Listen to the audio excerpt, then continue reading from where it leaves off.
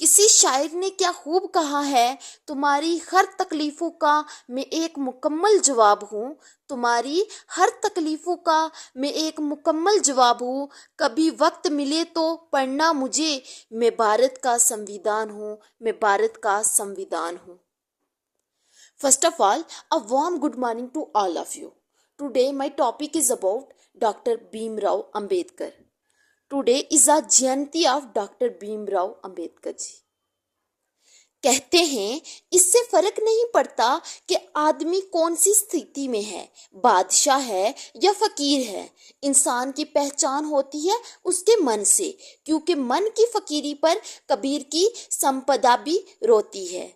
ये लाइन्स है श्री अटल बिहारी वाजपेयी जी की, लेकिन ये लाइन्स चरित्र करती हैं डॉक्टर भीमराव अंबेडकर जी के चरित्र को, जो कहते थे life should be great rather than law.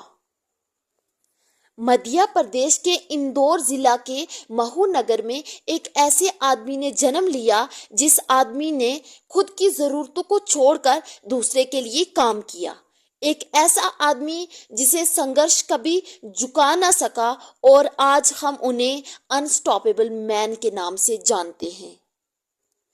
जो हमेशा कहते थे कि अगर मुझे अपने आप और देश की आज़ादी में से किसी एक को चुनना पड़े तो मैं देश की आज़ादी को चुनूंगा, और अगर देश की आज़ादी और दलित समाज में से किसी एक को चुनना पड़े तो मैं दलित समाज को चुनूंगा, क्योंकि ऐसी आज़ादी किसी काम की नहीं जिस आज़ादी में समानता का अधिकार ना हो।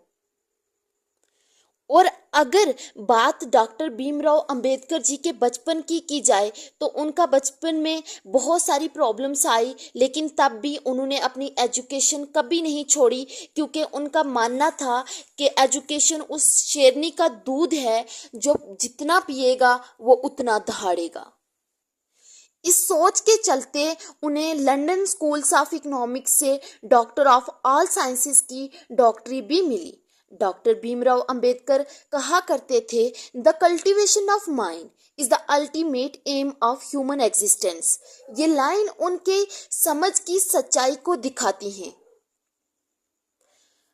आप सोचें कि जिस आदमी के साथ बचपन से ही गलत होता आया है, उन्होंने तब भी अपने मन में नफरत को नहीं आने दिया, क्योंकि उनका मानना था कि नफरत एक कमज़ोर दिमाग का खेल है। वो आखिर तक एकता और भाईचारे की बात करते रहे।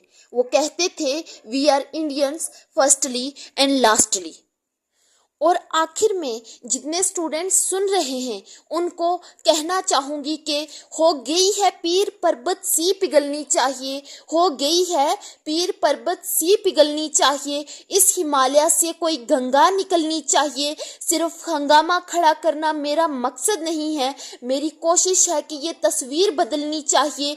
मेरे सीने में ना सही तेरे सीने में ही सही हो, कहीं भी ये आग जलनी चाहिए, ये आग जलनी चाहिए, ये आग जलनी चाहिए। Thank you.